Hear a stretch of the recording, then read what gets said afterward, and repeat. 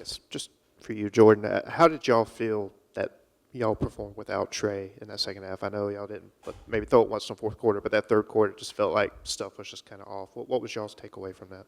Yeah, whenever we seen Trey go down, obviously that's a huge concern, like for us, just because he's such a good player. But I think just us telling ourselves as like a receiver group that it's time to really step up. Guys who maybe not been in such a big role had to step up and make plays. Micah Davis went in there for a little bit. Being able just to step up and make plays. So.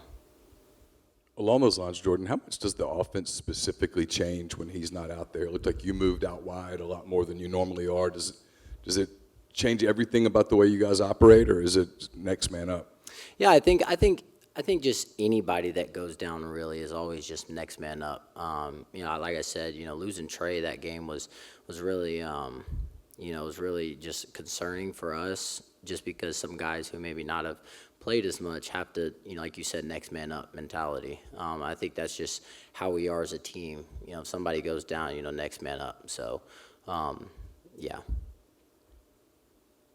Any of the last two games you played against LSU, how much did those experiences help you going into this week?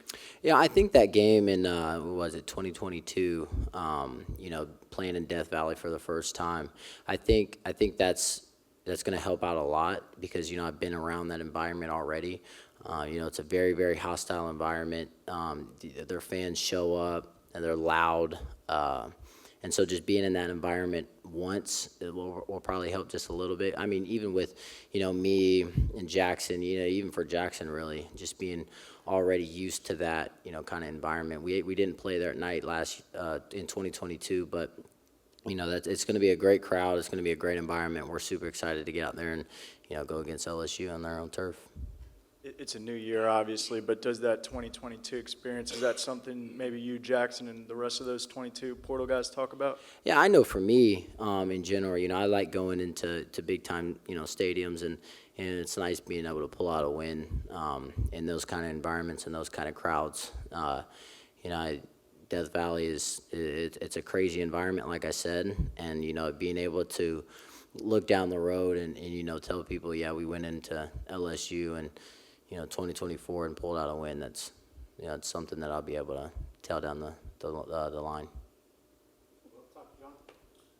I mean, obviously that game last year against LSU is certainly memorable for so many around this program. What do you remember the most about that game 1 year ago?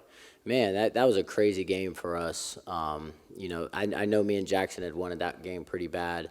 That with the outcome of the 2022 season, and I know those guys are going to be ready to play. But my favorite memory from that game is just at the end, man. I remember me and Jackson on the last drive. Me and Jackson sitting down on the opposite end on a knee, just hoping that the defense came through. And whenever they did, it was just a great team win, great environment. I think that's the first time I've ever been a part of a fan base storming the field. So that was pretty cool too. I think that's probably my favorite memory, just remembering all the fans coming down and just being super excited that we beat them.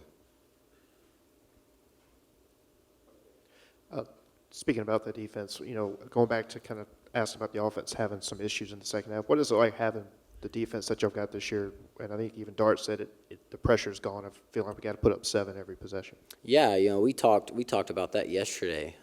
Actually, just it's a different feeling just knowing that you don't have to go out there and score every drive. You know what I mean? We got a really, really, really good defense who flies around. They play together and they play sound, and just having that ability to not be stressed out. Oh well, we went 3 and out. Well, we know the defense is going to come through and have our backs on that. I think the first 3 drives.